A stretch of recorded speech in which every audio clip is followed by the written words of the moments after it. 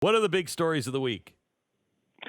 Well, I think it's the emerging war, and again, this always goes back to the same thing, between the far left, which lost their leader, Bernie Sanders, this week, and trying to destroy the American system.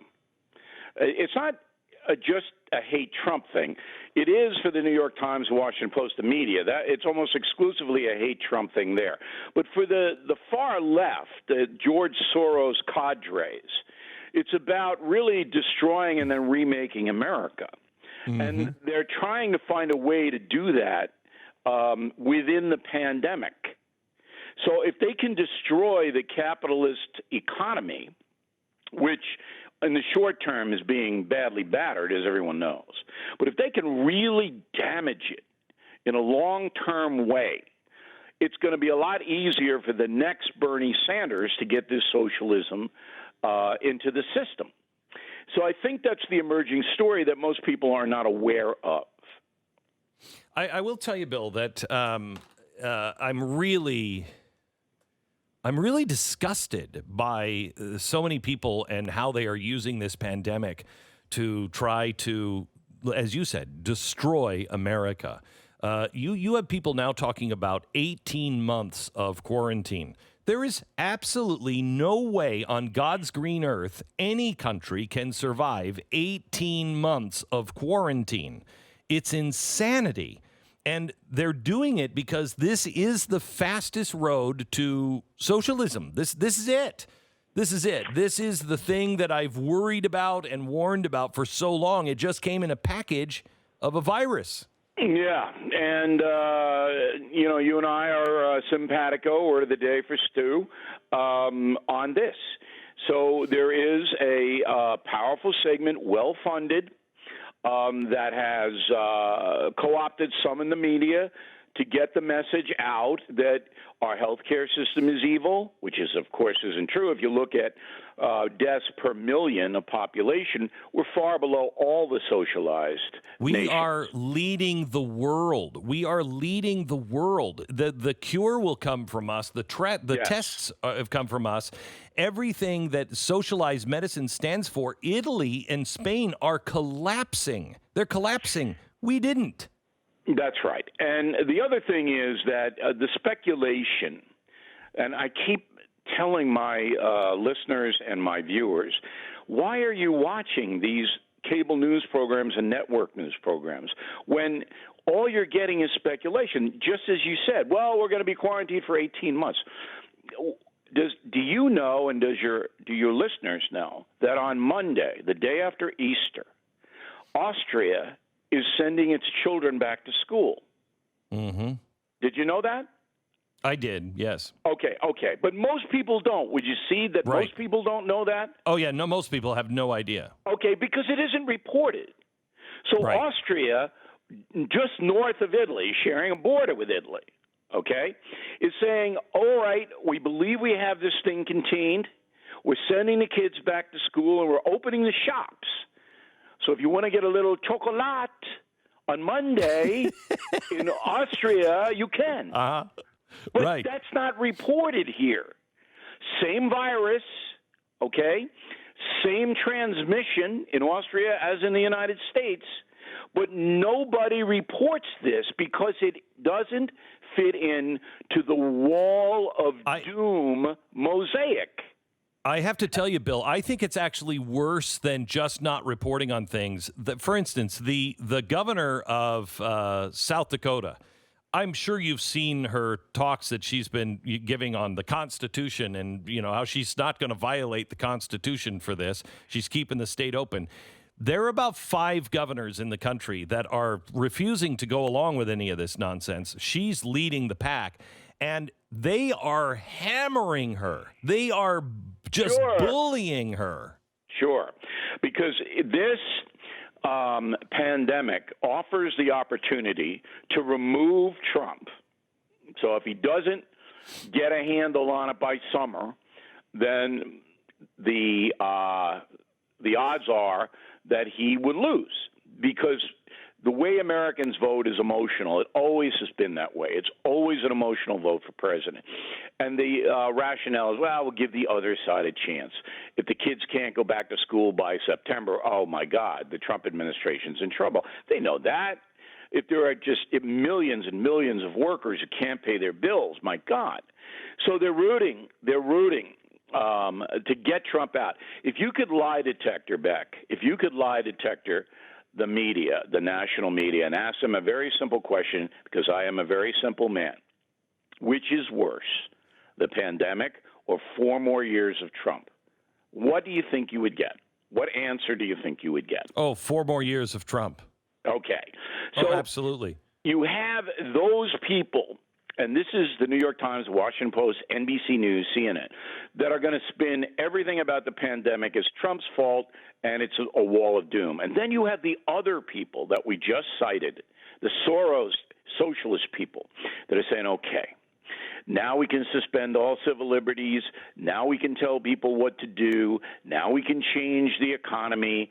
Now we can do all this under the guise of protecting Americans, under the guise. And, you know, it's the Reichstag fire on steroids. Mm-hmm. I'm not going to go into that, okay? But that's what this is if you know your history. And so those of us who love our country, who admire the nobility of it and the opportunity that it affords hardworking and honest people, I'm appalled at what's going on. But I'm also appalled that American consumers continue to go in and watch this garbage. My TV is black. And the final thing, and this is self-serving, and I'm sorry, I have had millions of views. I don't know whether you saw the New York Post this week. Millions of views on BillO'Reilly.com. Millions since this pandemic began, because I don't do speculation. This is a no-spec zone, like the no-spin zone. I just give you the facts as far as we can ascertain them. But that's not what's happening in the media in America. And people are panicked. People are acting crazy in some cases because of all this garbage. Well, there are 2 Americas now. There are the ones that are buying into this snitch on your neighbor kind of thing, and I want the government to tell me everything and what to do. And then the rest of America, which is, this is ridiculous. I actually think, Bill, that this pandemic is real and it is dangerous, but I think the way we've handled it, by shutting everything down and going, you know, as you say, Reichstag fire, and in some places really very totalitarian, where you're sending police door to door. I think that is going to spook many Americans. This is exactly what happened under Woodrow Wilson, as you know, when he sent out his stormtroopers. We had 250,000 people that had badges, and they were working for the Justice Department, and they were to open your neighbor's mail, listen to your neighbor on the phone, find out who our enemies are that don't want this war. And they arrested 145,000 Americans in about a 2-year period. It was disgraceful, and it sent the left packing, because regular Americans saw what this was turning into and went, whoa, whoa, whoa, whoa, whoa, whoa, whoa. This is not who we are. And that might happen this time. I mean, this could very, very well backfire. And you saw Bernie Sanders blow up. You saw him blow up. I mean, this maniac screaming that we can't have a private health care system here, and the stats are right in front of you. Right in front of you. You can see how much more effective, as you just pointed out, our health care system is than that in Europe. You can see it. Yet this maniac, Sanders, still won't concede, still, because that's a way to control the population through their health care. All right? If you're dependent on the government for your health, you got to do what your government tells you to do. But getting back to the pandemic, I mean, we have people. I was walking the Terror Dog, Holly the Terror Dog, who has 3 million Twitter followers, if you can believe it. So I'm walking Holly the Terror Dog, and then across the street, there's a lady with a mask walking some dachshund or something. So I'm about 12 feet away, not 6. I'm fine. I don't have a mask other than when I rob a 7-Eleven. I do use the mask for that. Right. But I say to her, "Madam, how are you? I'm fine." And then I hear a muffled, "What the fuck is that for?" All right, and I go, "Can I ask you just a question? What is that protecting you from in the open air on a lane where there's no other people?" And it was like silence. What is it protecting you from? And of course, the lady doesn't know, and the lady is so scared to death that she feels she has to wear a mask to walk the dock, so and when there's nobody around. But if you say that, you're going to be crucified unless you say this is a vicious disease, and it is, because nobody knows how it spreads. It's not defined. No one knows. I have people who've gotten this thing. They have no blanking clue how they got it. They stayed inside. They did what they could. They sprayed themselves with Lysol all day long, and they still get it. They still get it. So that's fear.